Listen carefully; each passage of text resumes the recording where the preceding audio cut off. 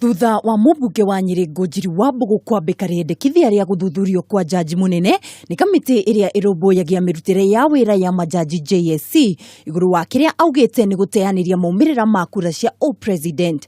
Rĩu atongoria kuma kĩama kĩa ODM arĩa nĩ hamwe na seneta wa Siaya James Orengo na mũmbunge Opiyo Wandayi nĩ mamenereirie ikinya rĩrĩ. And the President of the Republic of Kenya is not above the law. The President is below the law like everybody else.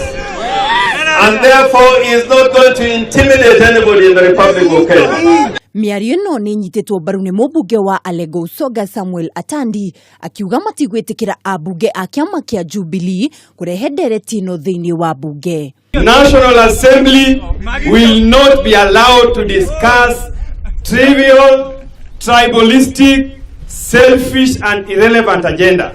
Mwena-inĩ wake mũmbunge wa Unguja Opiyo Wandayi nĩ okĩrĩire mũtongoria wa bũrũri akiuga arenda gũcokia bũrũri wathani-inĩ wa kũiyũterwo, mĩario ĩrĩa ĩkĩrĩtwo hinya nĩ seneta wa gũthukio Oburu Odinga. And this is why we must resist. We must resist. What he is planning to do, if by any chance he is given back the mandate to be the president of this country. We are telling international observers that election is a process. It is a process starting from the recruitment of voters, the voters register, the process of campaign, the process of voting, and the process of transmission.